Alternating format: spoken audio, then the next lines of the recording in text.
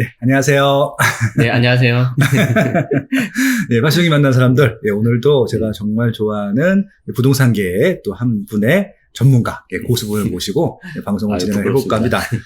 직장인들이 좋아하고, 그리고 또 가장 또 이렇게 투자를 시작하신 분 입장에서 보면은 제일 좀 알기 쉽게 자세하게 설명해 주신 분이고, 그리고 또 거의 실시간으로 매일매일 뭔가 또 이렇게 좀 정보를 주시려고 하시고 있고, 도움을 주시려고 하시는 분이 저는, 제네시스 박님이라고 생각을 하는데, 오늘 그래서 모셨습니다. 예, 좋은 특강 부탁드립니다. 네, 고맙습니다. 네. 네, 안녕하세요. 제네시스입니다. 방금 말씀해 주신 것처럼, 저희 이제 이 책 개정판을 이제, 가지고 와서, 미니 특강을, 하고 있는데, 이 미니 특강을 위해서 기존에 있던 자료를 바로 쓰진 않고요. 제가 좀 별도 준비를 따로 했어요. 그래서 짧지만 임팩트 있게 제가 몇 가지 좀 말씀드리려고 합니다. 그래서 이 미니 특강 분량은 아마 1시간 내외로 좀 진행이 될 것 같고, 크게 이제 두 가지 2부로 이렇게 진행이 되는데, 하나는 뭐냐면은 부동산 세금 관련해서 여러분들이 굉장히 많이 헷갈리고 좀 어렵잖아요. 그래서 이 도대체 많이 헷갈리고 어려운 거 사례를 제가 좀 몇 가지 가져왔어요. 우리 시간이 그렇게 많이 없어서 그냥 체계적으로 쭉 가면 좋은데, 그렇게 하면 너무 이제 길어질 수 있기 때문에 제가 이에 대해서는 어떤 게 헷갈리고 어떤 걸 조심해야 되는지 이걸 좀 가져왔고, 2부 순서에서는 이제 향후 어떻게 부동산 세법 그리고 정책이 여기에 갈 거냐, 이런 부분에 대해서 좀 제가 말씀드리려고 합니다. 그리고 마지막 마무리할 때 좀 몇 가지 말씀 이렇게 나눌 수도 있을 것 같아요. 자, 그러면은 시작해 보도록 하겠습니다. 자, 혼동하기 쉬운 부동산 세법이라고 해서 제가 몇 가지를 정리해 봤는데, 자, 그 하나하나가 굉장히 다 중요하기 때문에 잘 들어주시면 감사하겠습니다. 자, 우리가 집을 사면 세금을 최소 3번 내야 돼, 3번. 여러분들 잘 아시죠? 뭐죠? 처음에 살 때 취득세, 그리고 가지고만 있어도 내는 보유세, 이게 두 가지. 그리고 마지막에 집을 마지막 팔 때 내는 양도세, 이렇게 3가지를 내는데, 이 순서대로 제가 몇 가지를 말씀드려볼 거예요. 자, 그래서 취득세, 그리고 오피스텔 주택수, 분양권, 입주권 주택수, 이렇게 크게 일단 3단계에서 말씀드리고, 제가 중간에 몇 가지 좀 첨언을 드리도록 하겠습니다. 자, 여러분들 보통 취득세 같은 경우는 사실 지금까지 제가 취득세 같은 경우에는 절세할 수 있는 방법이 많이 없어서 굳이 그렇게 많이 강조를 하지 않았었어요. 그래서 간단하게 넘어갔었는데, 올해 이 취득세가 굉장히 좀 많이 바뀌었습니다. 그래서 이 부분은 여러분들이 좀 숙지를 반드시 하셔야 되는데, 이게 나중에 양도소득세까지 넘어가요. 그래서 양도소득세까지 넘어가기 때문에 그걸 굉장히 잘 체크하셔야 되는데, 자, 보시면 이번에 취득세 바뀐 것 중에서 제일 조심해야 되는 게 이거예요. 1세대 4주택부터는 4%의 취득세가 적용이 된다. 자, 1세대 4주택부터는 4% 취득세 적용. 그러니까 어떻게 보면 외우기는 여러분들 쉽죠? 4주택 4%. 근데 우리가 집을 샀을 때 취득세는 보통 몇 %죠? 1에서 3%. 1에서 3%예요. 여기 이제 2014년도 때 주택 거래를 활성화시키기 위해서 좀 취득세를 감면 이렇게 특혜를 준 건데, 현재 정부에서는 다주택자한테까지 그런 혜택을 줄 필요는 없다는 거예요. 자, 그래서 몇 주택부터?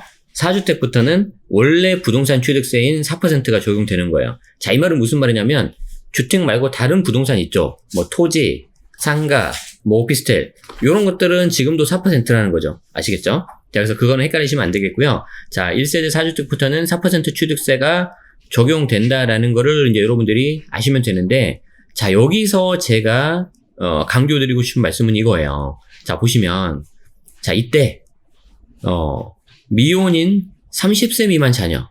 자, 어떤 사람? 다시. 자, 미혼이면서 30세 미만인 자녀. 자, 미혼이면서 30세 미만 자녀는, 자, 제가 좀 이렇게 좀 표시를 해볼게요. 그래야 여러분들이 좀 더 잘 보일 것 같으니까. 자, 미혼이면서 30세 미만 자녀인 경우, 자, 그리고 옆에 배우자 있죠? 배우자는 무조건 따로 세대 분리가 되더라도 포함시켜버려요. 취득세 적용할 때. 자, 이해되세요? 그래서 제가 이거를 밑에 적어놨는데, 자, 취득세 기준은 주민등록 등본으로 하기 때문에 그래요. 주민등록을 등본으로 기준하기 때문에 그렇습니다. 자, 그래서 실제 같이 살았냐 안 살았냐는 뭐 확인하지 않아요. 그래서 행정안전부, 특히 지자체에서는 이 취득세 4주택 4%를 할 때 그냥 등본상 명이 올라와 있는 사람의 주택수를 다 카운트합니다. 그래서 4주택부터 되면은 그냥 4%를 매기는 거예요. 아시겠죠? 자, 그러면 여러분들이 여기서 어떤 걸 조심하셔야 되겠어요? 우리 집 식구가 4식구인데, 사정이 있어서, 뭐 좀 개인 사정이 가끔 있을 수 있어요. 한 명을 우리 집 주민등록 등본에 이렇게 좀 넣은 경우가 있어요. 그럼 5명이 되죠. 실제 사는 사람은 몇 명? 4명. 근데 등본상 올라가는 사람은 5명. 자, 그런데 이 5명, 5번이라고 제가 편의상 말을 할게요. 이 5번이 예를 들어서 만약에 집을 한 2채 정도 가지고 있다. 자, 그럼 이거 어떻게 되는 거죠? 이 5명 전체에 대해서 주택수가 다 들어가기 때문에 이 5번이 가지고 있는 2주택이 여기에 카운트가 돼요. 그러면 금방 집을 두 채 사버리면 4주택이 되겠죠? 그럼 취득세가 몇 퍼센트 돼요? 4% 바로 들어가는 거예요. 아시겠죠? 그래서 굉장히 조심해야 돼요. 그래서 밑에 제가 적어놨지만, 실제 동거 여부는 미확인한다. 굳이 확인하지 않겠다. 그래서 그냥 서류상으로 그냥 해버렸다는 거예요. 공구상으로 한다는 건데, 자, 그리고 근데 여기서 조심해야 되는 게 아까 말씀드린 것처럼, 미혼이고 30세 미만 자녀, 그리고 배우자는 세대분리, 즉, 주민등록이 따로 돼 있더라도 무조건 포함이라고 말씀드렸죠. 자, 자녀의 경우, 미혼이고 30세 미만인데, 만약에 일정 소득이 있다 하더라도 세대분리가 안 되며, 미혼이면서 30세 미만 자녀는 무조건 포함이 돼요. 자, 그래서 이것만 보면은 여러분들이, 뭐, 괜찮아 라고 생각하실 수 있지만, 이게 집을 사면 나중에 어떤 일이 생겨요? 파는 경우가 생기잖아요. 맞죠? 양도소득세를 내야 된단 말이에요. 그 양도소득세를 낼 때 여러분들이 이제 이슈가, 발생합니다. 자, 어떤 이슈가 발생하는지 보여드릴게요. 자, 양도소득세 기준은, 즉, 소득세법 기준은, 세대 기준 주택수가 굉장히 중요한데, 그거는 잘 아실 거예요. 이때 주택수를 따질 때는 뭐를 보냐면은, 실제로 내가 사는지 안 사는지, 이걸 따져요. 실제 동거 여부를 따져요. 자, 그래서 여기 보신 것처럼, 실제 동거 여부가 굉장히 중요하고, 물론, 해당 세무공무원은 뭘 보냐면은, 외형을 먼저 봅니다. 즉, 뭐냐면은, 주민등록 등본상 이 사람들이 몇 주택인지, 그리고 세대 분리가 어떻게 되는지를 외형을 먼저 봐요. 자, 그런데 어떤 고가주택이라거나 아니면 비과세를 받아야 된다거나 아니면 세금이 엄청 많이 나오는 그런 경우 있죠. 뭐 중과라던가 그런 경우에는 우리 세무공무원들이 굉장히 꼼꼼하게 보실 수가 있어요. 그래서 이게 실제 맞는지 안 맞는지.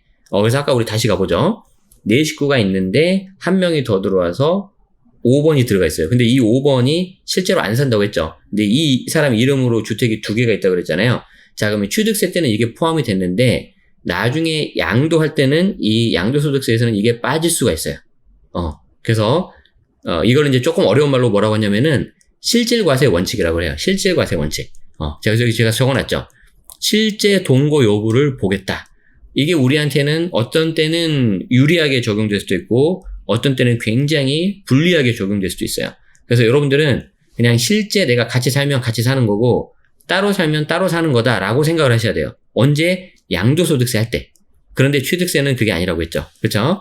자, 그래서 아까 우리 취득세 따질 때는 자녀의 경우가 미혼이고 30세 미만인 경우에 무조건 포함된다고 했는데 일정 소득이 있더라도 세대 분리가 안 돼요. 포함이 돼버려요, 무조건. 그런데 이게 양도소득세로 오면은 좀 달라져요. 양도소득세에 있어서는 일정 소득이 있다면은 이때는 세대 분리가 가능해요. 가장 큰 차이죠. 자, 그러면 이제 정리를 좀 해봅시다. 부모가 이렇게 살고 있는데, 자녀가 이제 결혼도 안 했고, 이제 30세 미만이에요. 그러니까 이제 막 대학 졸업하면, 남자든 여자든 좀 그 정도 나이가 되잖아요. 자, 그 상태에서 이제 어디 대기업에 아주 좋은 회사에 취직을 한 거예요. 근데 부모는 저쪽 지방에 살고, 이제 자녀는 서울로 이제 오니까 따로 살잖아요. 세대 분리가 돼야 되겠죠.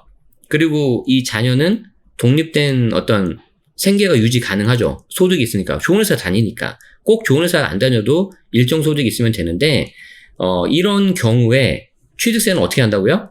미혼이면서 30세 미만이니까 아무리 좋은 회사를 다니고, 소득이 있다 하더라도 이때 들어간다, 안 들어간다? 무조건 들어가 버린다는 거예요. 등본이 떨어져 있다 하더라도. 그래서 굉장히 조심하셔야 되고, 다만 양도소득세에 있어서는 따로따로 사는 게 확실하고, 이 자녀가 실제 세대 구성을 할 수 있는 능력이 있죠. 그렇기 때문에 별도로 본다는 거죠. 자, 이해되시죠? 굉장히 별거 아닌 것 같지만, 나중에 여러분들이 양도소득세 할 때는 굉장히 세대기준 주택수가 너무나도 중요해요. 그래서 그 부분 아주 조심하셔야 됩니다. 자, 이게 이제 첫 번째 사례였어요. 네. 자, 두 번째 사례를 좀 볼게요. 두 번째 사례. 요즘 오피스텔 좀 많이 관심 가지시는 것 같아요. 왜 그러냐면은 거의 지금 가장 낮은 사상 최저 금리죠. 얼마 전에 또 한국은행이 기준금리를 내렸기 때문에 지금 0.5%가 됐고, 그 말은 무슨 말이에요? 그러니까 돈의 가치가 지금 점점 떨어지니까 여러분들이 좀 이게 계속 가만히 그냥 은행 계좌에 예금으로 넣으면 너무 좀 가치가 떨어져서 뭐라도 이렇게 좀 굴리려고 하시는 거죠. 근데 이제 말이 이제 투자가 주식도 있고 부동산도 있는데 쉽지는 않잖아요. 자, 그런 경우에 특히 이제 부동산 같은 경우에 좀 상대적으로 소액이면서 좀 상대적으로 좀 이렇게 쉽게 접근할 수 있는 게 이제 오피스텔이신 것 같아요. 그래서 여러분들이 이제 좀 최근 들어서 특히 오피스텔 많이 관심을 갖고 계신 것 같은데, 저희가 이제 그걸 어떻게 간접적으로 알 수 있냐면, 오피스텔 관련된 세금 문의를 굉장히 저한테 많이 하세요. 이 말은 이제 뭔가 매입을 하려거나 나중에 뭔가 처분하려거나 하는 게 많다는 거겠죠. 상가 같은 경우 좀 덩치가 크니까 좀 걱정되잖아요. 그리고 요즘에 그런 전염병 그런 것 때문에 좀 이게 부담이 될 수 있어요. 공실도 좀 있고. 자, 어쨌든 그런 식으로 해서 지금 오피스텔에 대한 관심도가 좀 높아지고 있는 것 같은데, 이 경우에 이 오피스텔 주택수를 굉장히 잘 보셔야 됩니다. 자, 이건 약간 좀 우리 입장에서 좀 억울할 수가 있는데 왜 그런지 한번 볼게요. 자, 보시면, 자, 오피스텔은 실제 사용 용도에 따라서 과세 체계가 달라져요. 이 말이 좀 굉장히 좀 어려운 말이 될 수가 있는데, 자, 오피스텔을 내가 만약에 보통 처음에는 어떻게 하죠? 오피스텔은 일반적으로는 업무용이에요, 업무용. 그래서 이제 업무용으로 해서 이제 하는데, 오피스텔 같은 경우는 굉장히 공급이 좀 많기 때문에 금방 지어요. 상대적으로 아파트보다. 그래서 이제 오피스텔 같은 경우는 이제 공급이 좀 많아져서 세를 좀 못 맞추는 경우가 있죠. 그럼 여러분들 어떻게 해야 돼요? 야, 이거를 내가 업무용으로 좀 해서 좀 월세를 좀 이렇게 좀 받으려고 했는데 도저히 이게 안 되겠네. 그럼 어떻게 해야 되지? 할 수 없이 좀 주거용으로라도 일단 세를 맞춰야겠다라고 하시겠죠. 뭐 주거용 같은 경우에는 좀 투자금을 적게 하실 분들은 이제 전세를 놓기도 하고, 경우에 따라서는 이제 반전세, 월세를 놓기도 하는데, 자, 이제 이게 문제가 되는 거예요. 자, 오피스텔은 외형상으로는 업무용이 맞아요. 그래서 그에 따른 취득세도 내고요. 자, 그런데 내가 분명히 그렇게 했는데, 나중에 이거를 주거용으로 써버리잖아요. 그러면 나중에 얘를 팔 때, 그때는 주택수에 포함될 수가 있어요. 이해되세요? 그래서 주택수가 포함될 수 있다는 거가 굉장히 중요한데, 우리 조금 전에 봤었던 취득세, 1세대 4주택 이 부분 있죠? 얘랑 같이 한번 이렇게 비교하면서 한번 볼게요.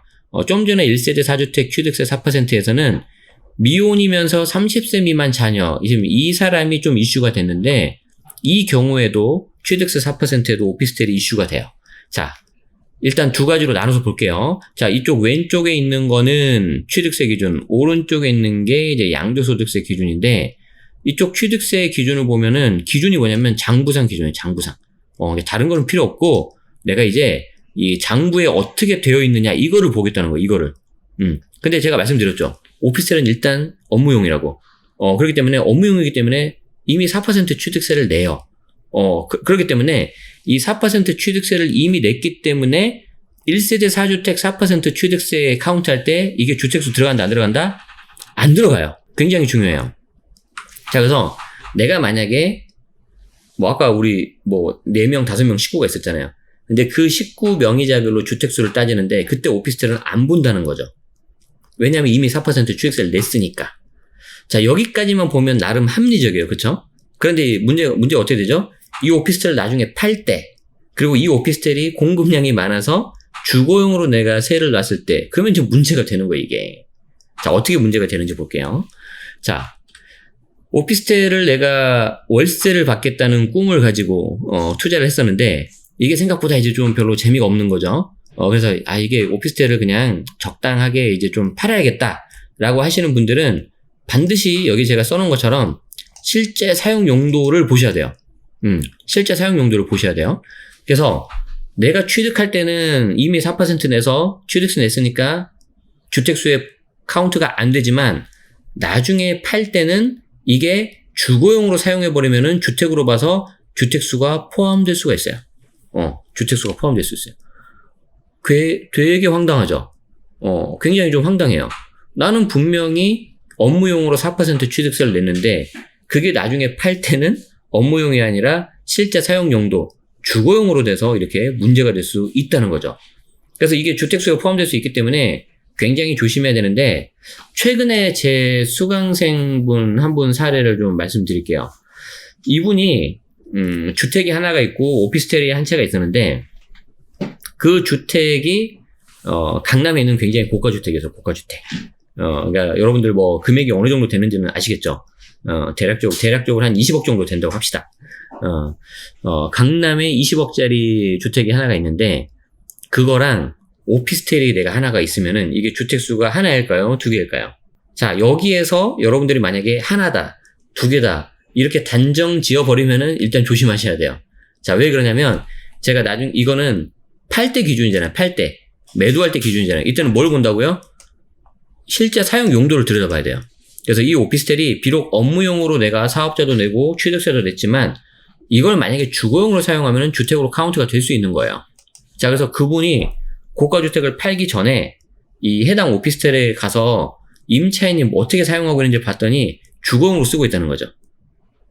되게 황당하죠. 나는 분명히 업무용으로 냈는데 이 사람이 주거용으로 그냥 거기 써버린 거예요. 자, 그러면 내 입장에서는 굉장히 억울하지만 과세당국에서는 어떻게 본다? 실질과세 원칙에 따라서 실질이 뭐냐가 굉장히 중요하다는 거죠. 우리 아까 30세 미만 자녀 이것도 봤었잖아요. 그렇기 때문에 실질과세 원칙에 따라서 이 해당 오피스텔은 업무용이 아니라 주거용입니다. 자, 그럼 어떻게 되죠? 주택수가 몇 개가 되는 거예요? 두 개가 돼버리는 거죠. 고가주택 하나, 오피스텔 하나.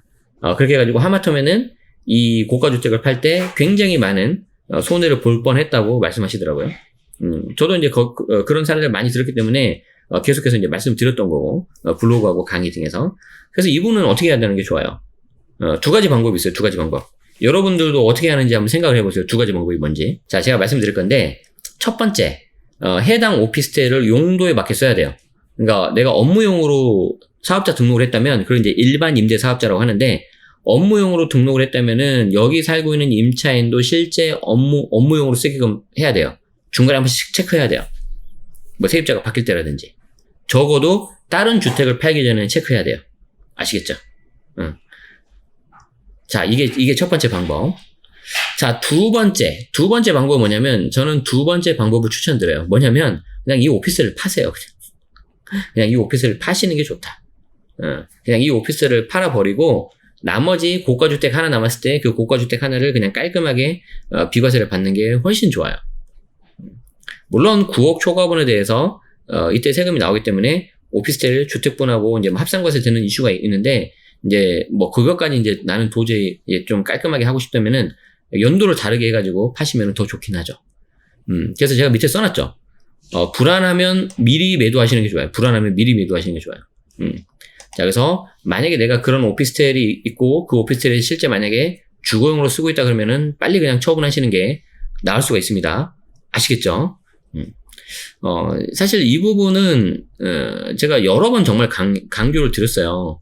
칼럼에서도 블로그에도 강조를 드렸고 강의에서도 수차례를 했는데, 제 수강생들 이렇게 질문하는 걸 보면 여전히 계속 나오더라고요. 그래서 지금 제가 일부러 굉장히 천천히 하고 여러 번 강조하는 거 좀 느껴지시죠? 그렇기 때문에 여러분들 꼭 반드시 덩치가 작은 이 오피스텔부터 이렇게 하시면 좋고요. 말 나온 김에 한 가지만 더 말씀드리자면은, 이런 케이스가 있대요. 내가 이제 업무용 오피스텔이 있으니까 임차인한테 반드시 이거를 업무용으로 써라 라고 이렇게 특약에도 넣은 거예요. 그래서 뭐 업무용으로 안 써서 만약에 주거용으로 썼을 때 뭐 그때는 뭔가 이제 문제가 된다 라고 이제 뭐 특약을 썼는데, 제가 알기로는 그 특약이라는 게 100% 효력을 발휘할 수는 없어요. 그렇기 때문에 과세당국에서는 그냥 실제 주거용으로 써버렸다면은 주택으로 본다는 거죠. 물론 이제 그 임대인이 임차인에게 따로 이렇게 어떤 요구를 할 수는 있겠죠. 왜 특약을 안 지켰냐 이렇게 할 수 있는데, 그걸 썼다고 해서 이게 주택이 아닌 건 아니니까 여러분들 반드시 좀 조심하셔야 됩니다. 네, 좋아요. 자, 그리고 또 하나 말씀드리고 싶은 게 이제 분양권 입주권인데, 이것도 굉장히 헷갈려요. 굉장히 복잡하고. 자, 그래서 요거 좀 말씀드릴 건데, 분양권하고 입주권에 대해서도 이제 주택수가 이제 어떻게 되는지 한번 볼 텐데요. 분양권하고 입주권은 취득 당시에는 주택수가 미포함이에요. 1세대 4주택 그거 할 때, 4% 할 때. 그런데 양도할 때는 입주권은 주택수 포함이고, 분양권은 경우에 따라 달라요. 그래서 이거를 굉장히 잘 따져보셔야 되는데, 자, 입주권은 심플하죠? 입주권은 내가 처음에 취득할 때는 4주택 4% 취득세 카운트할 때 포함이 안 돼요. 그렇기 때문에 입주권은 별로 신경 안 쓰셔도 되는데, 문제는 얘가 나중에 양도할 때죠. 양도할 때는 입주권은 그냥 무조건 주택수 포함이에요. 그래서 입주권 자체를 팔 때도 주택으로 간주돼서 이제 계산하는 거고, 다른 집을 팔 때는 입주권 얘가 주택수의 카운트가 되니까 이제 어떤 중과 주택수가 많아질 수 있는 그런 문제가 되는 거죠. 다만 입주권 자체를 팔면은 얘 자체는 중과가 안 들어가죠. 그래서 요게 이제 하나 좀 팁이 될 수가 있는데, 어쨌든 입주권은 조심하셔야 되고요. 자, 여러분들이 이제 정말 또 조심해야 되는 게 이제 이 분양권이죠, 분양권. 자, 분양권은 일단 이렇게 하시면 되죠. 자, 주택수 미포함이에요. 취득할 때도 미포함이고, 나중에 양도할 때도 미포함이에요. 양도할 때도 미포함인데, 21년도가 되면, 언제요? 2021년도가 되면은, 이때는 분양권 조심해야 돼요. 어디에서? 조정대상 지역일 때. 자, 그래서 이 분양권이 21년도 이후에 조정대상 지역에서 만약에 예를 들어서 주택을 매도합시다. 자, 어떤 사람이 주택이 2개가 있고요. 2채가 있고요. 분양권이 하나가 있어요. 그럼 주택수는 몇 개예요? 2채죠. 그런데 이 주택 2개가 전부 다 조정대상 지역이라고 가정을 할게요. 이 조정대상 지역에 있는 걸 내가 하나 팔 때, 기존은 어떻게 됐다? 분양권은 주택수 빠지니까 그냥 2주택 중과가 들어간 거죠. 2주택 중과가 들어간 건데, 만약에 내가 이거를 21년도에 팔면 어떻게 된다고요? 얘가 그때는 조정대상 지역의 주택을 매도할 때 중과대상 주택수에 얘가 들어가 버려요. 그러니까 나는 2주택 중과가 아니라 몇 주택 중과가 되는 거죠? 3주택 중과가 돼요. 그러면은 어차피 장기보유 특별공제 못 받는 거는 똑같은데, 기본 세율이 10%가 아니라 20%포인트가 가산돼 버리죠. 그럼 내가 양도 차익이 1억이라고 했더라도 그냥 앉아서 1,000만 원을 더 손해봐야 되는 거예요. 이해되시죠? 자, 여기까지 따라오셨죠? 입주권하고 분양권 차이 있는 거. 그리고 입주권은 취득할 때는 빠지지만 양도할 때는 무조건 포함이니까 조심하셔야 되고요. 입주권 자체는 중과가 안 들어가요. 자, 근데 분양권이 어떻게 된다 그랬죠? 취득할 때도 미포함, 양도할 때도 미포함인데, 21년, 즉 내년, 그리고 조정대상 지역일 때 매도할 때는 중과대상 주택수 딸 때 포함이 된다는 거예요. 자, 그리고 얘는 이제 여기서 좀 더 들어갈게요. 이 분양권은 비과세 판단할 때는 주택수 안 들어가요. 비과세 판단할 때는 주택수가 안 들어가는데, 문제는 얘가 만약에 9억 초과주택, 9억 초과주택, 이 일시적주택 비과세를 받을 때, 자, 잘 보세요. 자, 2개가 주택이 있는데 여기에 분양권이 하나가 있어요. 자, 그 경우에 이 2개 주택 중에 하나가 9억이 넘어서 일시적주택 비과세를 받는데 9억 초과분 있죠. 9억 초과분을 팔 때 이 분양권 때문에 중과가 적용돼서 장투공을 못 받을 수가 있다. 그래서 21년도 이후에는 또 어떻게 해야 돼요? 21년도 이후에는 고가주택을 내가 팔 때 분양권이 있으면은 이 분양권을 잘 봐야 돼요. 투자 가치를. 그래서 얘는 좀 오래 끌고 가야 된다 그러면은 좀 들고 있으면서 좀 세부담이 좀 늘어나더라도 가지고 가셔야 되는 거지만, 만약에 이 분양권이 좀 이렇게 좀 오래 가져갈 게 아니다 그럼 어떻게 해야 돼요? 차라리 이 분양권을 털어버리는 게, 이 9억 초과분 팔기 전에 털어버리는 게 더 나을 수도 있어요. 아까 우리 마치 뭐하고 비슷해요? 오피스텔 제가 먼저 팔라고 그랬잖아요. 그쵸? 그래서 그거를 같이 염두에 두셔야 됩니다. 이거 21년도 되면은 제가 봤을 때 꽤 이런 분들 많이 나오실 것 같아요. 개인적으로. 그래서 분양권이 원래 주택수에 안 들어갔기 때문에 그냥 생각 별로 없이 하시다가, 특히 다른 주택을 팔 때 이게 조정대상 지역이고 9억 넘는 고가주택일 때 굉장히 좀 피해를 보는 그런 케이스가 나올 수도 있을 것 같다. 이렇게 말씀드립니다. 자, 그 외에도 여러 가지가 있는데, 뭐, 주택임대 사업자도 있고, 법인도 있고, 여러 가지가 있는데, 그건 이제 좀, 너무 이제 하다 보면은 많아질 것 같기도 해서, 제가 요 정도 많이 좀 실수하고, 특히 결국에는 여러분들이 가장 이제 세금이 많이 나온 부분이 이제 양도소득세잖아요. 그래서 양도하는 그 당시에 이거를 어떻게 하면은 조심해야 되는지를 말씀드리기 위해서 이 부분을 제일 많이 헷갈리시더라고요. 그래서 좀 이렇게 잡아봤습니다. 자, 저희는 이제 잠깐 쉬었다가 이제 두 번째 파트를 볼 건데, 두 번째 파트가 뭐냐면은 2020년 하반기 남은 기간 주목해야 될 부동산 세법하고 정책을 잠깐 제가 말씀드릴 거예요. 자, 그러면은 2020년 하반기 주목해야 할 부동산 세법 또는 정책 바로 보도록 하겠습니다. 자, 여러분들이 이제 주목해야 될 부동산 세법 정책 여러 가지가 있을 텐데 최근에 나온 것도 제가 좀 말씀드릴 거고요. 예상되는 것도 제가 몇 가지를 말씀드릴 거예요. 그래서 두 개가 좀 섞여 있으니까 이게 잘 좀 들어보시면 감사하겠습니다. 자, 첫 번째 제가 말씀드리고 싶은 거는 전월세 신고제예요. 전월세 신고제. 이미 이제 정부에서 올해 하반기 법 개정을 하고 1년 정도의 유예기간을 두고 내년에 이제 신고를 한다는 거죠. 이 전월세 신고제는요, 개인적으로는 굉장히 파급 효과가 클 거라고 봐요. 왜 그러냐면, 정부 입장에서 뭔가 어떤 정책을 만들고 그걸 드라이브를 걸 때 제일 중요한 것 중에 하나가 정보거든요, 정보. 그게 이제 객관적인 데이터. 이게 좀 데이터 자체가 틀어지면은 정책을 어떻게 할 수가 없잖아요. 자, 그런데 분명히 지금 서울시장, 특히 서울시장 같은 경우에는 최근에 나오는 기사라던가 실제 데이터를 보면은 전세 시장이 굉장히 불안해요. 그리고 얼마 전에 나왔었죠. 본인 월급의 한 20% 정도를 월세나 뭐 월세 비용으로 쓴다, 임차 비용으로 쓰고 있다. 그러니까 그 주거 비용이 계속해서 올라갈 거예요. 그런데 전세는 굉장히 좀 불안해지고 올라갈 가능성이 매우 높은데 잠깐 설명을 드리자면 굉장히 좀 어떻게 보면 심플해요. 전세 같은 경우에는 자, 전세의 수요와 공급을 보시면 되는데 수요는 누구죠? 우리 그 임차인이죠. 저도 뭐 전세를 살아봤으니까 그래서 이제 임차인 입장에서 전세가 언제 수요가 높아지냐면은 시장이 불안할 때 좀 높아요. 그쵸? 그리고 정부에서 집값을 잡는다고 규제를 내놨을 때. 자, 그래서 시장이 좀 약간 불안하고, 게다가 요즘에 코로나 있잖아요. 그리고 정부에서도 계속해서 뭔가 규제를 한다고 하니까, 좀 집값이 떨어지려나, 잡히려나? 이러신 분들 많으실 거란 말이에요. 그럼 어떻게 되죠? 일단 매수할까 안 할까요? 안 하죠. 관망세로 돌아서요. 관망세로 돌아서지만, 내 입장에서는 일단 집이 하나 있어야 되겠죠. 살아야 되니까, 길거리에서 잘 수는 없잖아요. 그렇기 때문에, 어떻게든 내가 집을 하나 있긴 있어야 돼서 계약을 해요. 근데 그 계약이 매매 계약이 아니라 전세 혹은 월세 계약이 되겠죠. 그리고 여러분들 입장에서, 우리 입장에서 내가 임차를 구한다면 월세가 좋아요? 전세가 좋아요? 전세가 좋죠, 아무래도. 나중에 내가 돈을 다 돌려받으니까. 그쵸? 자, 그래서 전세에 대한 수요는 올라갈 가능성이 매우 높죠. 자, 반대로 공급을 생각해 봅시다. 전세 공급은 누가 해주죠? 임대인이 하죠. 물론 정부에서도 하긴 하지만 양이 너무 적어요. 그쵸? 공공주택 같은 경우에. 자, 그러면은 임대인 입장에서는 어떻게 되죠? 우리 아까 맨 처음에 뭐 봤어요? 오피스텔 봤었죠? 제가 오피스텔 사례를 가져온 이유가 있어요.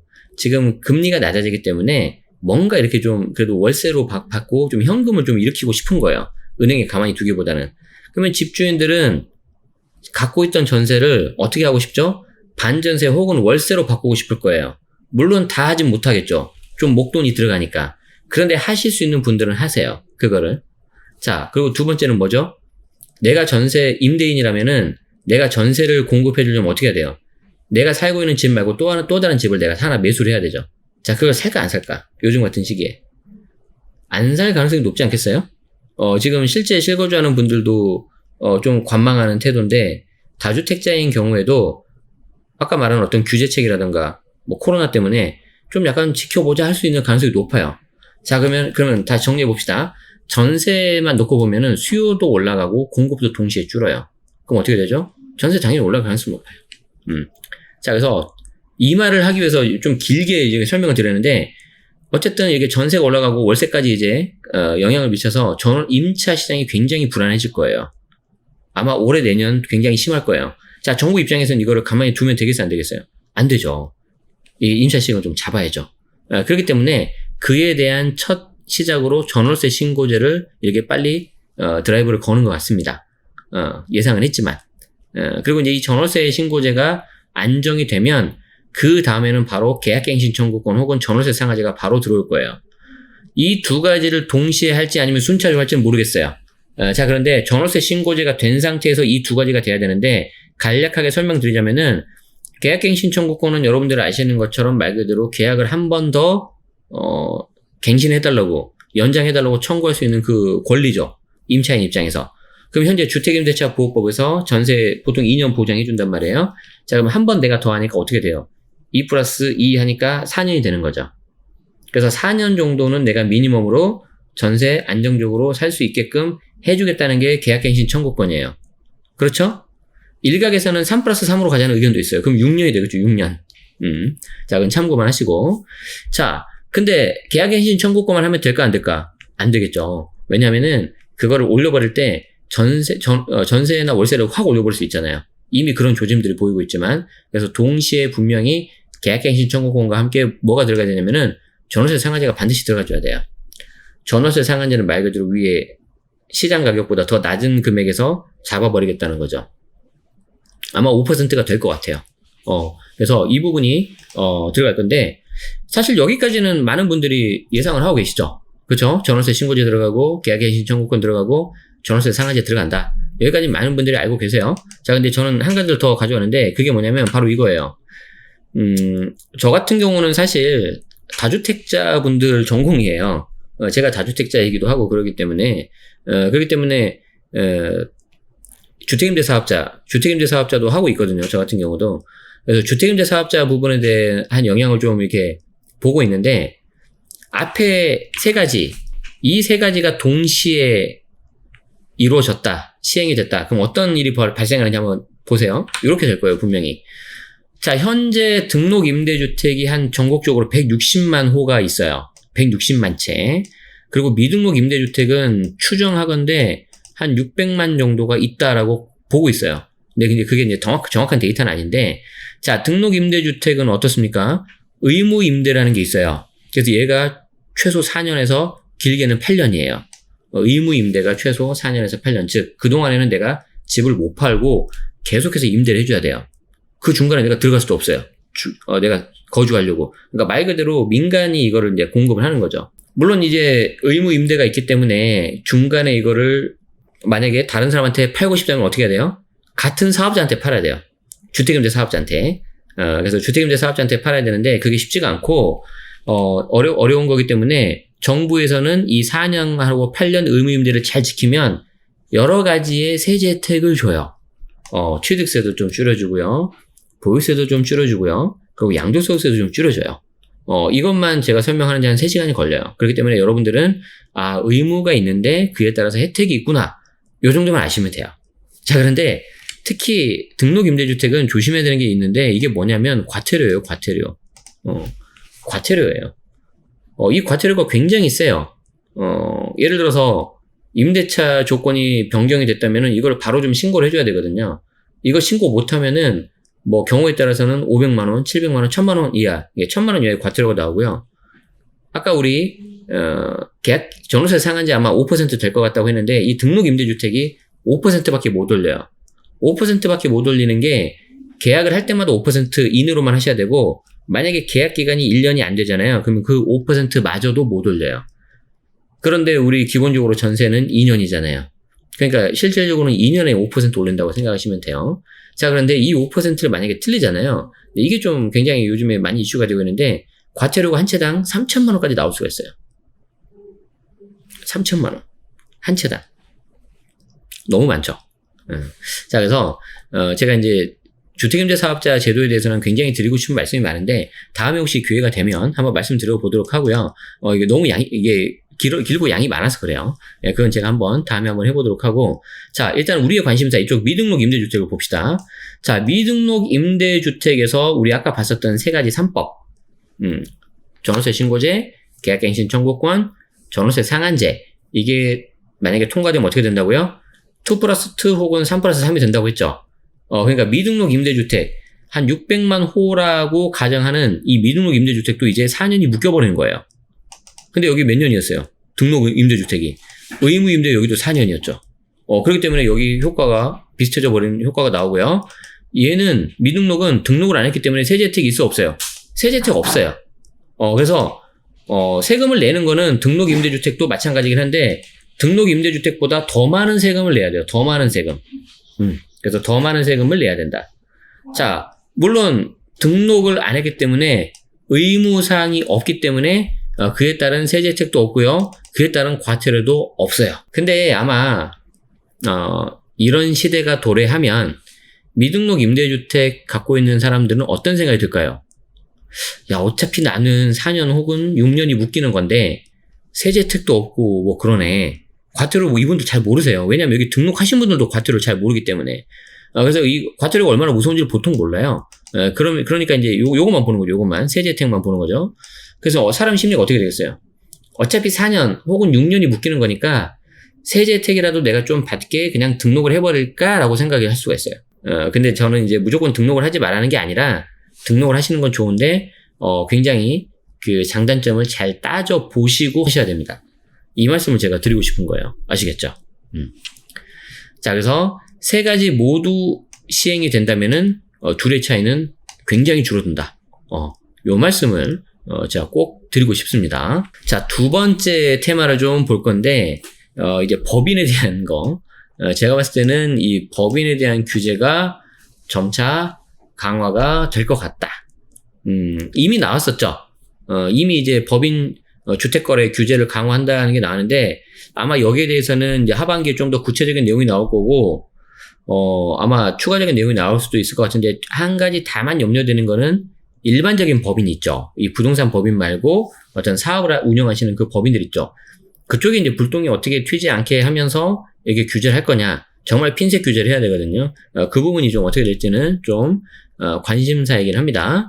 자, 그래서 법인 규제 강화는 일단 크게 두 가지 틀이 있는데, 지금 방송을 들으시는 분들 중에 실제 법인을 가지고 운영하시는 분들이 계실 테고, 이제 내가 법인으로 한번 좀 해볼까라고 하시는 분들도 계실 텐데, 양쪽 다 아셔야 됩니다. 자, 일단 법인 관련해가지고 실거래 특별조사를 한다고 하는데, 조사 대상은 아마 대부분 다 볼 것 같아요. 부동산 법인은. 그런데 특히 그 중에서도, 이제 부동산 법인, 그리고 미성년자가 끼어 있는 거, 이 거래 자체, 그리고 이제 외지인, 외지인이라고 하는 거는, 예를 들어서 이제 법인 같은 경우는 뭐 본점 소재지를 가지고 이 본점 소재지에서 너무 벗어난 지역, 뭐 예를 들어서 수도권인데 뭐 지방으로 한다거나, 지방인데 수도권 물건을 산다거나, 이런 거를 좀 위주로 볼 것 같아요. 좀 추정입니다. 근데 이제 보도자료에 이렇게 세 가지 키워드가 있었어요. 그래서 법인, 미성년자, 외지인, 이렇게 나왔고요. 이 조사 지역은 비규제 지역을 중점적으로 좀 본다고 해요. 그런데 재밌는 게 그 보도자료에 이렇게 경기 남부권이라고 이렇게 딱 집어서 있더라고요. 가지고 이제, 아무래도 수도권 중에서 아무래도 이쪽이 좀 상대적으로 지금 규제를 피해서 풍선 효과가 있으니까, 좀 이런 표현을 쓴 것 같다. 라는 좀 생각이 들고, 이게 이제 여기에 대해서 이제 실거래 이제 특별조사를 한다는 거죠. 그래서 이 부분 잘 좀 체크하셔야 되고, 두 번째가 뭐냐면 이제 법인 거래 정보 수집 강화, 정보를 이제 계속해서 모은다는 건데, 자, 이게 이제 좀 아마 굉장히 좀 부담이 되실 수 있는 게 이거예요. 기존에는 개인에 대해서만 실거래 신고 서식이 있어가지고 법인용이 좀 별도가 없었어요. 그런데 별도 신고 서식을 제출하게 하겠다. 법인용. 그래서 법인용 실거래 신고 서식을 이제 하겠다. 그래서 이게 이제 어떤 식으로 나올지 모르겠는데, 요게 이제 나오고 나면은, 어떤 그 해당 법인의 자금 출처를 보는 게 아마 가장 큰 목적일 것 같아요. 그래서 첫 번째는 자금 출처고, 그 거래에 따라서 상대방이 어떤 특수관계자냐 아니냐, 이런 부분까지 좀 들여다보려고 하는 것 같습니다. 그래서 그렇게 하시는 분들 계시다면은, 예를 들어서 내가 알고 있는 특수관계자한테, 좀 뭔가, 가족 아니면 친인척, 그래서 특수관계자한테 좀 이렇게 좀, 금액을 좀 낮게 해서 판다거나 그런 걸 생각하시는 분들은 안 하시는 게 좋아요. 예. 법인 같은 경우에는 굉장히 그 부분을 좀 잘 따지기 때문에, 아시겠죠? 자, 그리고 밑에 바로 나오죠. 자금 조달 계획서를 제출하는 걸 이제 의무화 하는데, 이때는 법인이 당연히 매수자인 경우죠. 자금 조달 같은 경우에는 매도자인 경우는 해당이 안 되지만 이 매도자인 경우에는 이쪽 실거래 조사로 들어가니까, 그래서 정부는 지금 거래 지역 및 거래가액에 상관없이 의무 제출을 시키겠다는 거예요. 자, 그러면 이 거래 지역 비규제도 한다는 거죠. 그리고 거래가, 예를 들어서 뭐 어떤 데는 6억, 어떤 데는 9억 넘으면은 지금도 개인이 자금 조달 계획서를 내야 되는 거, 고가주택 경우에는 첨부서류를 더 넣어가지고 하는데, 법인 같은 경우에는 이 지역, 그리고 금액에 상관없이 그냥 의무 제출시키겠다. 요런 내용이 좀 나왔어요. 그래서 법인에 대해서는, 일단 좀 더 두고 봐야 되지만, 제가 드리고 싶은 말씀은, 한 2가지, 3가지예요. 뭐냐면, 법인은 좀 굉장히 좀 공부를 좀 하셔야 돼요, 여러분들이. 그래서 좀 FM대로 하시기를 추천을 드리고요. 2번째로는 법인 자체에 좀 뭔가 사업 구조가 좀 있어야 돼요. 그게 없으면은, 좀 힘들어요. 예를 들어서 내가 법인의 어떤 세 끼고 사는 방식, 소위 말하는 갭 투자를 개인이 아니라 법인을 한다고 했을 때, 일단 그 차익이 있어야 되잖아요, 법인에서. 근데 그 돈이 없죠. 그렇기 때문에 뭐, 이렇게 가수금, 가지급금, 요 방식으로 하는데, 그게 이제 별로 안 좋아요. 그런 게 있고, 중간에 계속 뭐 기장료 나간다거나, 수수료 같은 게 계속 나갈 때, 법인에 계속 돈이 없으면은 이게 좀 말이 안 되는 거죠. 그래서 그런 부분을 좀 잘 고려하시면, 좋을 것 같고요. 사실 이 법인을 가지고 내가 집을 좀, 세를 놓는 것도 좀 어려운 부분이 있고, 이제 그게 아니면 좀 사고팔기를 해야 되는데, 자금에 대한 이슈가 있고, 그래서 좀 법인 같은 경우에는 좀 공부를 하신 다음에 그냥 원리 원칙대로 하시는 게 제일 좋아요. 개인보다 법인이 훨씬 더 엄격하게 정부에서 봅니다. 그것만 아셔도 내가 이제 법인을 너무 쉽게 생각하면 안 되겠구나, 그거를 아실 수가 있어요. 자, 그리고 이제 그 다음에 이제 봐야 되는 게 이제 2년 거주인데, 이거는 여러분들 입장에서는 좀 약간 손해보는 느낌이 좀 날 수가 있어요. 실제 그런 분이 계시고, 제 주변에도. 그래서 작년부터 굉장히 좀 많이 말씀을 드렸는데, 뭐 어쩔 수 없죠. 뭐, 다 제 방송을, 영상을 다 보시는 게 아니니까. 자, 지금이라도 한번 좀 봅시다. 자, 일단 우리가 좀 개념을 좀 하나 가져가야 되는데, 고가주택. 양도세에 있어서 고가주택은 실거래가 기준이에요, 실거래가. 그래서 실거래가 기준으로 내가 만약에 매매가가 9억이 안 넘으면 고가주택이 아니에요. 근데 매매가격이 9억이 넘어보면 이게 이제 고가주택인 거잖아요. 가끔 가다가 이 9억을 양도 차익으로 생각하시는 분이 있어요. 그래서 내가 뭐 10억에 샀는데 20억이 됐어. 그러면 양도 차익이 10억이니까 9억 넘었으니까 고가주택. 근데 내가 10억 샀는데 15억에 팔았어요. 근데 양도 차익이 9억이 아니라 5억이니까 고가주택 아니야. 이렇게 잘못 생각하시는 분들이 있는데 그렇지 않아요. 그냥 내가 판 금액이 9억이 넘으면 실거래가 9억 넘으면 그냥 일단 고가주택인 거예요. 아시겠죠? 자, 그래서 고가주택인 경우에는, 이게 이제 2008년에 도입된 걸로 알고 있는데, 이 2008년에 고가주택, 즉, 기준이 이제 9억으로 이제 바뀐 거죠. 9억이 넘는 고가주택인 경우에는, 비록 얘가 뭐 비과세라 하더라도, 뭐 1주택 비과세, 1식 1주택 비과세를 하더라도 세금 좀 내라는 거예요. 좀 황당하죠? 뭐, 이유는 왜 그런지 모르겠지만, 그리고 이제 그 금액이 좀 계속해서 똑같이 10년 넘게 있으니까 좀 현실성이 안 맞는다는 의견도 있단 말이에요. 어쨌든, 매매가가 9억이 넘는 상태에서 비과세를 받으면은 9억 초과분에 대해서 세금 내라는 건데, 이때 9억 초과분이, 자, 9억 이하는 비과세고 9억 초과분에서 세금을 내니까 이게 이제 억울한 거예요. 예를 들어서 내가 취득가가 뭐 3억이고 매매가가 10억이면은 중간에 9억이 끼어 있잖아요. 제가 매매가를 기준으로 한다고 그랬잖아요. 그러니까 9억까지는 비과세인데 이 9억에서 10억 넘는 요 부분 있죠. 요 부분 1억에 대해서 이제 세금 내라는 거예요. 자, 그러니까 여러분이 생각을 해보세요. 나도 어차피 1주택 비과세인데 9억이 넘었다는 이유 하나만으로 세금을 내라고 하니까 기분이 좋아, 안 좋아요? 기분이 안 좋은 걸 떠나서 어떻게 보면 형평성의 문제가 있는 거죠. 안 맞는 거죠. 그렇기 때문에 이 9억 초과분에 대해서는 10년을 보유하면 최대 80%의 장특공을 해주겠다. 장기 보유 특별공제를 해주겠다는 거예요. 그러면 세부담이 엄청 줄어들어가지고요. 거의 세금이 안 나와요. 그러니까 제가 몇 번 계산해보니까 내가 집을 5억짜리를 샀어요. 그리고 이제 그 집이 만약에 이제 10억이 됐어요. 그러면은 양도차익이 5억이잖아요. 그게 만약에 비과세가 아닌 경우에는 세금이 한 1억 정도가 나와요. 1억이 아마 좀 더 넘었을 거예요. 그런데 만약에 그게 이제 비과세고 9억 초과분에 대해서 만약에 80% 장특공을 받잖아요. 그럼 세금이 100만 원도 안 나왔어요. 그렇기 때문에 이제 거의 이제 비과세라고 보시면 되는 거예요. 자, 여기까지는 문제 없죠. 여기까지는 이제 문제가 없는데 문제는 이제 올해인 거예요. 올해. 문제는 올해 양도분부터 2020년 양도분부터는 2년을 거주해야 80% 장특공이 가능해버린 거죠. 자, 올해는 어떻게 된다고요? 내가 만약에 9억이 넘는 고가주택인데 올해 판다고 한다면은 이 9억 초과분에 대한 장특공 있죠, 장특공. 이 장특공은 2년 거주를 해야 80% 장특공 받을 수 있다는 거예요. 그럼 나는 옛날에 샀으니까 필요 없지 않냐? 아니죠.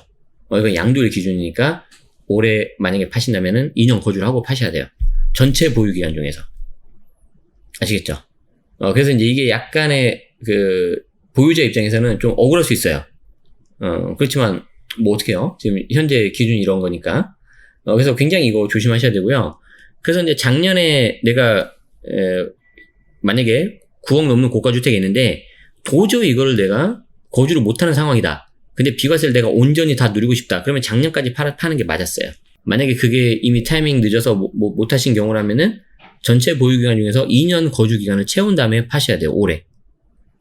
그런데 이게 21년 되면 또 바뀌어요. 그런데 이게 21년도가 되면 또 바뀐다. 가지고 이제 이때가 되면은 이건 아직 좀 통과가 안 되는데 아마 뭐 하반기에 되지 않겠습니까? 요게 이제 통과가 되면은 이 9억 초과 장특공 부분을 80%를 두 개로 나눠요. 그래서 보유 부분하고 거주 부분 나눠가지고 보유 맥스 40%, 거주 맥스 40%. 즉 내가 오래 거주하면 거주할수록 80%에 가깝게. 그래서 내가 계속해서 딱 저스트 2년만 채우는 게 아니라 계속해서 거주를 되도록 해야 되는 거예요. 그래서 10년 보유하면서 10년 거주를 동시에 했을 때 80%가 이제 가능한 거죠. 그럼 어떻게 될까요? 시장에 매물이 더 나올까 안 나올까요? 더 안 나오죠. 그래서 아까 말씀드린 것처럼 더 안 나오기 때문에 전세 시장이 더 불안해질 거라고 말씀드린 거예요. 이런 영향도 있어요. 아시겠죠? 그래서 여러분들이 좀 이게 많이 복잡하시죠? 헷갈리고. 그러면 어떻게 하면 되냐면은 그냥 웬만하면 2년 거주한다. 이렇게 생각하시면 돼요. 그래서 뭐 송파 헬리오시스도 그렇고 강동에 있는 뭐 고덕에 있는 것도 그렇고 이게 웬만하면 대단지 입주가 들어가면은 입주 장제는 굉장히 전세가도 낮고 매매가도 좀 떨어지는 경향이 있는데 상대적으로 전세가가 좀 그래도 회복이 됐다라고 보는 게 요거 때문에 그래요. 요 녀석 때문에. 웬만하면 거주를 해야 돼요. 그래서 요거 꼭 잘 챙기시기 바랍니다. 정말 이거는 아무리 강조해도 지나치지 않아요. 자, 그리고 이제 또 하나 말씀드릴 게 이제 최종 1주택. 이게 이제 최종 1주택이 이제 뭐냐면은 이거예요. 뭐냐면 우리가 지금까지는 일시적 2주택 비과세를 받았죠. 일시적 2주택 비과세를 받을 때 1번에서 2번 가지고 있을 때 1번 비과세 받고 이제 곧바로 예를 들어서 2번도 경우에 따라서 팔면은 얘가 취득일로 따져가지고 2년 보유 또는 거주하면은 비과세가 바로 됐어요. 그런데 21년도부터는 어떻게 바뀌냐면은 내가 다주택자인 경우에 내가 이 집을 하나 팔고 남은 주택이 하나 남잖아요. 그럼 그때 다시 2년을 채우고 팔아라는 거예요. 근데 거기에 이제 예외적으로 일시적 2주택 비과세는 예외로 둔다라는 게 있거든요. 그러니까 그것 때문에 헷갈린 거예요, 사람들이. 그럼 얘를 언제부터 따져서 2년이 된 걸로 봐야 되느냐? 2년이 되고 안 되냐가 이제 비과세가 되느냐 안 되냐 그걸 결정지는 거기 때문에 굉장히 중요하단 말이에요. 자, 그런데 여기에 대해서 과세당국 기재부가 유권 해석을 올해 2월달에 냈어요. 그래서 2월달에 내는데 요 원문은 그냥 여러분들이 좀 다 보시면 좋겠어요. 그래서 저 같은 경우도 사실 요게 이제 혹시 이제 좀 이슈가 있고 논란이 있을 수 있을 것 같아서 그냥 이 책에다는 그 유권 해석 내용을 그냥 원문 그냥 그대로 그냥 넣어버렸어요. 그래서 사례를 좀 보시면서 하시면 좋겠고 헷갈린다 싶으면은 반드시 요거는 좀 세무사님하고 상담 받으신 후에 하시는 게 좋아요. 그래서 세무사님들이 보면 이 유권 해석 보고 하면 이제 해석을 잘 하실 테니까 그렇게 해서 반드시 좀 하시면 되는데 간략하게만 설명을 드리자면은 총 7가지 쟁점이 나왔어요. 그래서 이 7가지 쟁점에 대해서 언제부터 이거를 취득일을 기준으로 할 거냐 이걸 쭉 이렇게 좀 타당하다고 이렇게 했는데 한번 보세요. 사례를 보여드릴게요. 자, A를 2015년에 했고요. 요게 좀 잘 보일지 모르겠네요. 자, 여기 이제 그림 밑에 볼게요. A주택이 15년 10월에 했고 19년 1월에 B주택을 공동주택을 취득을 했고 자, 그리고 C를 19년 3월에 취득한 경우에 자, A, B, C 이렇게 3개가 있는 거죠. 자, 이때 C를 양도하면 당연히 이거는 세금이 나오죠.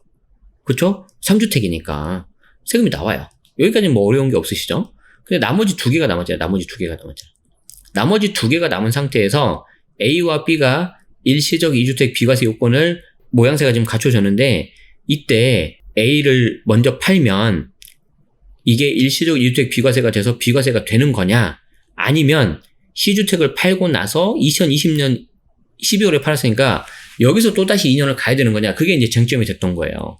그래서 이 경우에는 여기 보시면은 1안 당해주택 취득일, 이 A에 대해서 당해주택 취득일은 15년 10일부터 취득한 거로 보는 게 타당하다. 그래서 얘는 이미 21년이라 하더라도 2년 이상 지났기 때문에 여기 3년 되기 전에 팔면 비과세가 되겠다. 이렇게 되는 거죠. 어려워요, 이거. 그래서 다주택자인 경우에 요런 케이스가 된다면은 직전 주택 취득일, 즉 20년 12월부터 이 A의 취득일이 계산되는 게 아니라 원래 당초 가고 있었던 요 케이스에 된다. 그래서 요게 이제 케이스 첫 번째에 당해주택 취득일을 보는 게 타당하다라고 이제 나온 거죠. 보시면은 A와 B가 일시주택 비과세 요건을 갖춰서 그래요. 자, 하나만 좀 더 볼게요. 자, 2주택 보유 세대가 1주택을 양도해서 1주택이 된 후에 다시 신규 주택 취득으로 일시주택 상태가 된 경우. 자, 보시면 A는 16년 9월에 취득을 했고 B는 16년 12월에 취득을 했어요. 자, 벌써 여기서 딱 보면 어떻게 돼요? 일시적 2주택 비과세 요건이 안 맞춰져 버려요. 깨져버리잖아요. 그쵸? 자, 이때 19년 8월 7일 날에 B주택을 양도하면서 동시에 C를 사요. 그럼 얘는 B는 당연히 세금 나와 안 나와요? 당연히 나오죠. 그러면 A하고 C 두 개가 남겠죠. 자, 이때 A와 C만 보면 얘가 보면은 일시적 2주택 비과세가 되는 것 같으니까 이때 C를 사고 나서 뭐 2년 또는 3년 안에 팔면 비과세가 되는 거 아닙니까? 그리고 요때 요거를 취득일로 하면 되는 거 아닙니까? 라고 물었는데 이때는 기획재정부에서 직전 주택 양도일, 즉 19년 8월 달에 B를 팔았으니까 요때부터 카운트해라. 이렇게 된 거예요. 요 경우에는 16년 9월 A를 사고 16년 12월 바로 B를 샀기 때문에 일시적 2주택 비과세 요건이 안 되잖아요. 그래서 그 직전 주택 양도일로 이렇게 보는 게 아니냐라고 저는 생각을 합니다. 그래서 7가지 사례가 다 이런 식으로 되어 있어요. 그래서 1안 당해주택 취득일, 우리 입장에서는 이 당해주택 취득일로 가는 게 유리해요. 그래야지 이게 훨씬 더 취득일이 빨라져가지고 비과세를 빨리 받을 수가 있거든요. 그래서 요 당해주택 취득일로 받을 수 있는 케이스가 4개인가? 그렇게 되어 있고, 그 다음에 직전주택 취득을 양도로 되어 있는 게가 한 3개인가 되어 있어요. 그래서 그거에 따라서 내가 비과세를 받냐 못 받냐가 달라지기 때문에 굉장히 중요하고요. 그리고 덩치가 큰 금액 있죠? 그거는 반드시, 사전에 세무사 상담 받고, 진행하시기 바랍니다. 요 요건 해석을 기획재정부 홈페이지에 가면은, 볼 수가 있어요. 그래서 출력하시고, 아마 출력 안 해도 돼요. 세무사님들 다 아실 거예요. 그래가지고 반드시 상담을 받으시는 게 좋겠어요. 자, 이제 마지막, 페이지를 좀 볼 텐데, 지금 좀 중요하게 챙겨봐야 될 것들, 좀 몇 가지를 봤고요. 이제 남아있는 기간에, 꼭 올해가 아니라 내년도 넘어갈 수 있어요. 제 개인적인 생각임을 전제로 좀 몇 가지 말씀 드려볼 건데, 한 4가지 정도 말씀 드려볼게요. 자, 앞으로 어떻게 될 거냐? 제 생각에는 지금까지 나온 규제, 그러니까 4.15 총선이 지나고 난 거예요. 지금까지는 이 4.15 총선에 지나고 나서 나온 이 규제는, 예고편이에요, 예고편. 이거는 예고편에 가깝다. 앞으로 규제가 저는 개인적으로 굉장히 많이 나올 것 같아요. 규제가 굉장히 많이 나올 것 같다. 그래서 특히 법인 같은 경우에는, 취득세 중과, 우리 개인도 1세대 4주택이면은 취득세가 중과가 들어가잖아요. 그 중과라기보다는 감면 혜택을 안 해주잖아요. 근데 법인 같은 경우도 동일하게 해당 법인의 주택수가 일정 수가 카운트가 해서 넘어가면은 취득세, 지금 주택인 경우에 1에서 3% 법인도 똑같이 들어간단 말이에요. 이거 안 해줄 가능성이 매우 높아요. 그래서 그거 잘 좀 보셔야 되고요. 그 다음에 토지 등 양도 차익, 이게 이제 추가 법인세라고 하는데 가끔 가다가 여러분들이 이거를 전혀 모르시는 경우도 있더라고요. 그러니까 이제 예를 들어서 법인으로 하는 이유가 양도 차익에 대해서 그냥 법인세 세율을 적용하니까 그게 보통 10에서 20%거든요. 25까지 있긴 한데 그렇게 되려면 굉장히 돈을 많이 벌어야 돼요. 그래서 10에서 20% 정도 되니까 막 중과 맞고 막 최고 62% 가는 것보다 낫다 해서 이렇게 들어가는데 그렇지 않아요. 그것만 들어가는 게 아니라 또 이 차익 자체에 대해서 10% 추가 법인세를 또 내야 돼요. 그래서 1억 정도 차익이 났다면은 여기에 대한 10% 1,000만 원을 내가 또 법인세하고는 별도로 또 내야 되는 거죠. 그런데 과거 노무현 정부 때였나요? 이때 이제 양도차익, 토지등 양도차익을 추가 법인세를 30%까지 한 적이 있어요. 그렇기 때문에 이번에도 그게 적용될 수도 있다. 그러면은 보통 10% 또는 20% 정도 법인세 나가죠. 그리고 여기에 대한 양도차익이 만약에 추가 법인세가 30% 나가면 40%잖아요. 50%잖아요. 그러면은 법인에서 아무리 돈을 많이 번다 해도 세금이 그렇게 나가고 법인 돈을 내가 그냥 못 빼와요. 빼올 때 나한테 어떤 급여로 하거나 아니면은 뭐 배당으로 하거나 이렇게 해야 되는데 그때 소득세가 또 나가거든요. 무슨 말씀 드리고 싶냐면 결론적으로 차익이 애매해진다는 거죠. 그런데 훨씬 더 법인은 투명해요. 투명하게 거래를 해야 되고 이제 그러면은 법인이 실익이 없어질 수도 있겠다. 그리고 그리고 이제 그렇다고 해서 법인을 전부 다 안 할 필요는 없겠지만 법인을 정말 제대로 FM대로 쓰셨고 만약에 이걸 내 정말 개인 사업과 연관시켜서 쓰신 분들한테는 오히려 또 기회가 될 수도 있겠다. 다른 분들이 이걸 또 못하니까. 그래서 항상 이렇게 양면성이 있는 거예요. 그래서 그 부분을 잘 좀 생각하셔야 되고 규제 지역은 제가 봤을 때는 좀 더 나올 것 같아요. 규제 지역은 좀 더 갈 것 같다. 그러니까 좀 안타깝지만 정부 입장에서 어떤 정책이 나왔을 때 이 풍선 효과로 계속 지금 퍼지고 하잖아요. 근데 정부 입장에서도 가만히 있을 수가 없어요. 시장에 좀 시그널을 줘야 되기 때문에. 그래서 계속 어떤 데는 추가하고 어떤 데는 해제하고 계속 이 상황이 갈 것 같아요. 극단적으로 생각을 해볼까요? 이제 서울 수도권만 봤을 때 지금 수도권 중에서 서울은 당연히 다 묶여있고 수도권 경우에서 지금 안 묶여있는 데 중심을 해가지고 좀 풍선 효과가 나오고 있잖아요. 근데 거기를 다 묶어가지고 서울 수도권 전체가 규제 지역이 된다고 만약에 가정을 해봅시다. 그러면은 일단 두 가지가 좀 염려되는데 첫 번째는 거래 자체가 너무 안 나올 거예요. 연관된 산업도 되게 많단 말이죠. 이 부동산이 뭐 이사, 인테리어, 부동산 그 중개업소 여러 가지 있는데 굉장히 그 부분에서 좀 약간 타격이 클 수가 있고 두 번째는 그렇게 규제가 다 묶여버리면은 이게 일종의 약간 얼음땡이잖아요. 얼음땡 안 움직이잖아요. 그리고 움직이면은 다 보이잖아요. 그렇기 때문에 이게 약간 일종의 거래 허가랑 비슷한 효과가 좀 나올 수가 있어요. 정부가 바라는 게 그런 거일 수도 있겠죠. 자, 그런데 아까 우리 기억나요?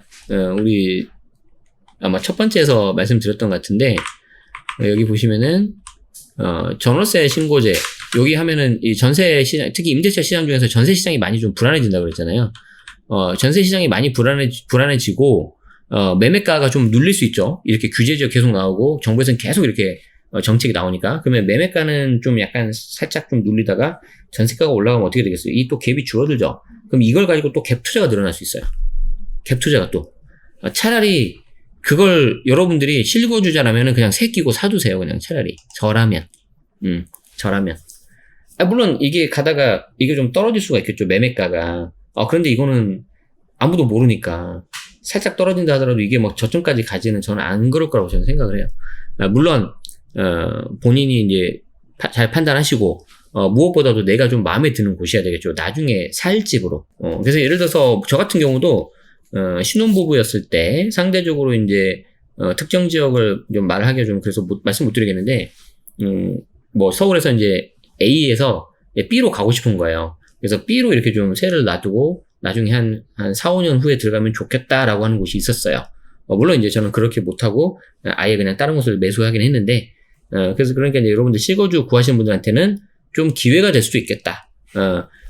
다만 이제 대출 포함해서 좀 자금 계획 이렇게 좀 잘 세우셔야 될 것 같고요. 정부가 원하는 거는 좀 명확해요. 계속해서 주거 안정을 하려고 하는 거죠. 그 과정에서 아까 우리 봤었던 여러 가지 규제들이 좀 정책들이 좀 나올 수도 있을 것 같고 그렇기 때문에 정부는 동시에 수요를 억제하면서 동시에 공급을 늘리려고 할 거예요. 근데 지금 최근에도 주거 종합 계획이라고 나왔었죠. 5월 달에. 그렇기 때문에 이 3기 신도시라든가 이런 부분은 계속해서 더 많이 나올 거예요. 그래서 공급 부분, 공급에 대한 계획 시행이 더 가속화 될 것 같다. 그래서 여기에 대한 정책들도 잘 보시고 이 부분을 좀 보면서 특히 실거주자 분들은 내가 정말 후회하지 않고 나중에 여기 살면은 어떤 데가 좋을지 그런 것들을 보시고 이렇게 내 집 마련 잘하고 그러면 좋겠습니다. 사실 저는 이제 투자를 하는 입장이기 때문에 서울 수도권은 물론 이제 더 들여다보면은 제가 이제 못 봐서 그런 것도 있겠지만 투자 가치로서는 조금 매력도가 전에 비해서는 떨어진 게 사실이긴 해요. 근데 나중에 또 그런 기회가 올 수도 있고, 특히 이제 실거주자 분들하고 이제 투자자하고는 좀 접근 방법이 다르기 때문에, 실거주, 내 집 같은 경우에는 수익률이 다가 아니잖아요. 그쵸? 내가, 거처를 마련하면서 여기에서 오는 어떤 안정감, 그리고, 회사 통근했을 때도, 일자리하고 통근했을 때도 그렇게 큰 부담이 없고, 그리고 이제 자녀 교육이라든가 그런 부분에 있어서까지, 괜찮다고 한다면, 자금 여력이 되는 선에서, 소위 말하는 영끌 그런 거 하지 마시고요. 자금 여력이 되는 선에서 이렇게 좀 잡아보시면 어떨까 싶습니다. 그래서 정책이라든가 세금 변화된 걸 쭉 보다 보니까 좀 그런 부분에 있어서 정부가 좀 나름 시그널을 주고 있는 것 같기도 해요. 실거주자분들한테. 그래서 그런 것도 좀 잘 활용하시고, 그러면 좋을 것 같고요. 아까 좀 정리해보자면은 이제 굉장히 좀 임대차 시장이 좀 불안해질 것 같다. 그래서 그런 부분도 잘 보고 관련된 주의자 정책도 나올 거기 때문에 잘 활용하시면 좋겠다고 생각을 합니다. 마지막으로 여러분들 포지션이 다 다르잖아요. 그쵸? 내가 이제 실거주 마련하는 이제 만약에 무주택자다. 그러면은 방금 말씀드린 것처럼 좀 관심 지역을 잘 보셔야 되고요. 1주택자라고 한다면은 조금 더 좋은 지역으로 갈아탈 수 있는 기회가 될 수도 있어요. 그리고 이제 다주택자들 같은 경우라고 한다면은 좀 이제 출구 전략이 좀 있어야 될 것 같습니다. 그래서 어느 정도 현금 확보도 하시면서 좀 이렇게 어떻게 하면 절세가 되는 방향에서 팔 수 있을지 그런 부분을 좀 염두해 두시면 좋겠습니다.